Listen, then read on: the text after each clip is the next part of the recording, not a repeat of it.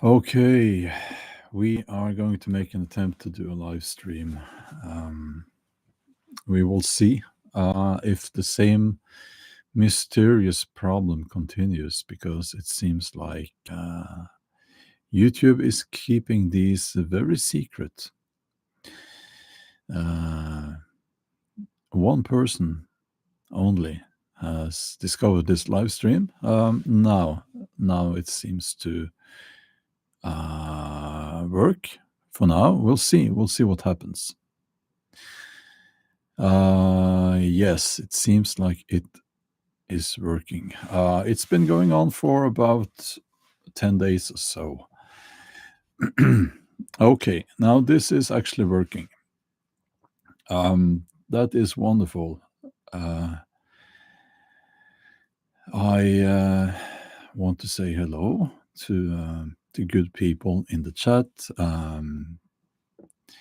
We have KP Heathen and Angela here, moderators, so they will be swinging the ban hammer if necessary. It's a divisive topic that we will be talking about. But I find it interesting, and I know it's you've heard it before, but I'll say again, I don't have a crystal ball. I don't know everything, so this is just a conversation that we are having, and we are more concerned with asking questions than just blurting out some statements about what we feel and think. So hi there, Laura and Mr. Sorpos. Good to see you all. Yes, let's get to the problem or the topic for this live stream. I haven't seen this being talked about before, but I'm sure there are other people talking about this as well. But MAGA, Make America Great Again, that movement, because it is a movement, what happens with that movement after Trump? Then what happens? One thing is what MAGA is now, but if we look at some of the people who are, okay, I'm not claiming that Trump is a fascist. That's not what I'm saying here. So I want to make that very clear. I'm not claiming that he's not. I don't know. I don't know the guy. But we are going to talk about MAGA, the MAGA movement, and what happens after Trump, because he is an old man. And we will just assume now that they don't do anything crazy, and that he will actually, the democratic process will continue in the USA, and that he will this is his last term as president. So what happens when Trump is no longer president? Then what happens? And the MAGA movement, and it has the potential to become fascist. It has the potential for that. I don't know.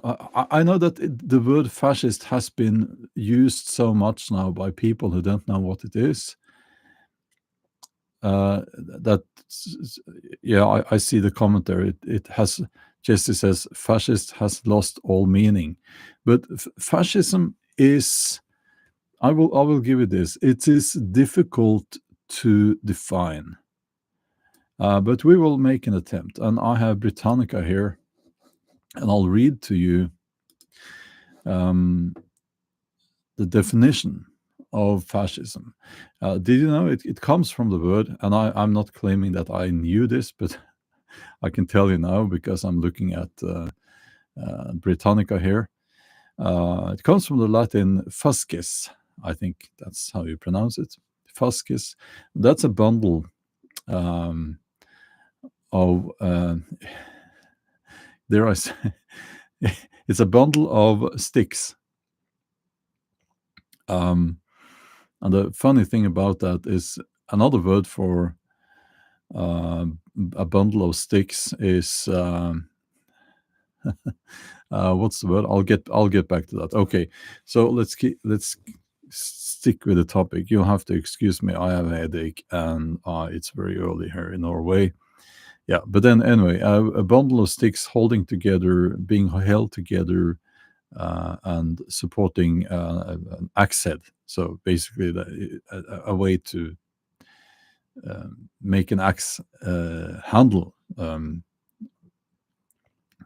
So, and it is used as a symbol of power and authority.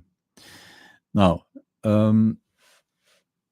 we know about fascism. There are two main main things that define it. Okay, I'll skip the difficult word there. And it says there, I'll read to you. First, these movements sourced their political strength from populations experiencing economic woes, real or imagined. Fascists tended to capitalize on these economic anxieties by shifting the blame away from government or market forces. So, it says here, and I'm sure you all know the history about the fascists in Europe before the Second World War, and so they blamed the Jews, immigrants, leftists, intellectuals.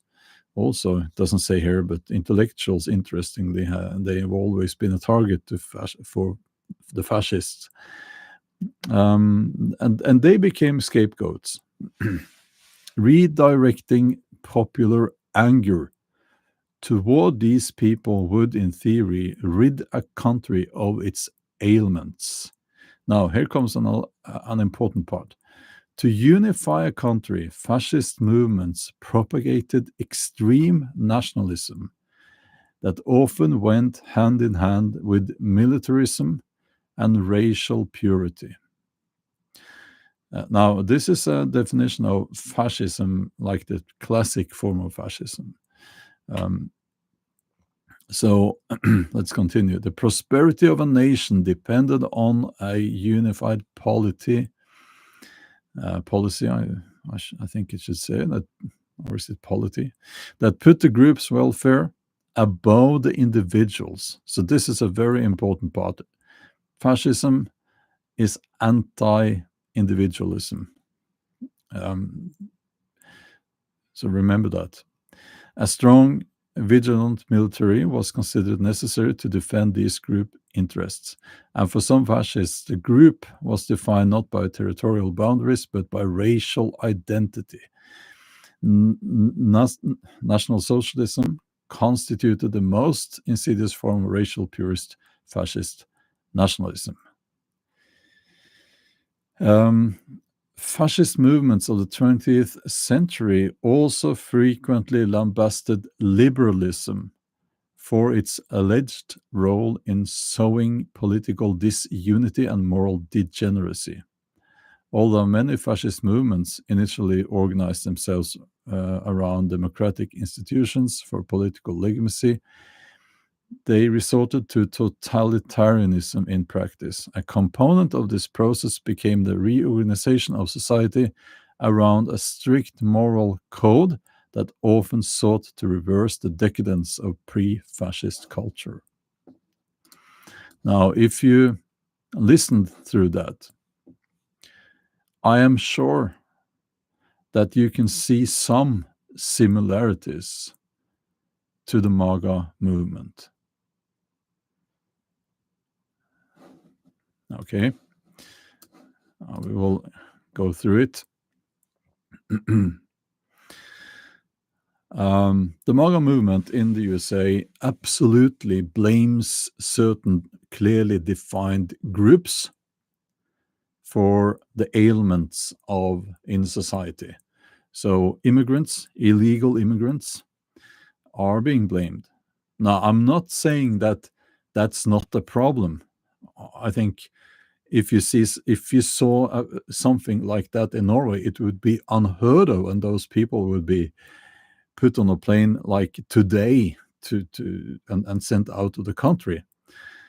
So I'm not, but it is a clearly defined enemy, and they are being used, seems like being used as a scapegoat for problems that they are not the cause of. And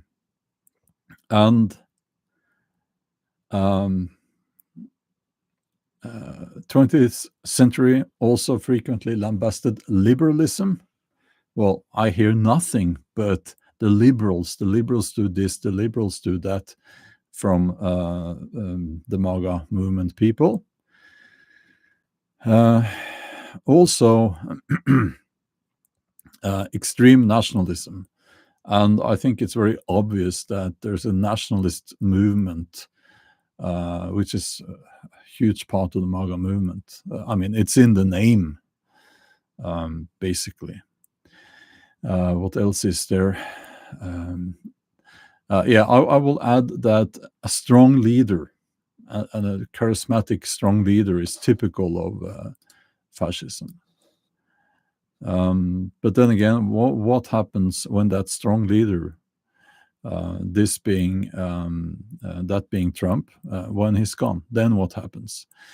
And it is Petar, Norwegians. We are sending all illegal immigrants are being sent out of Norway. That's the policy. All illegal immigrants are being sent out of Norway. So, so this is kind of it. I know some of you guys, you don't like to hear this,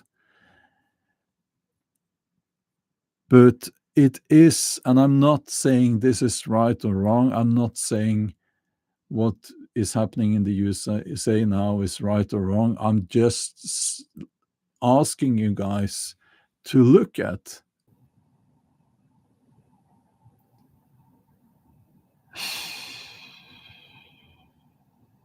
Yeah, we are back.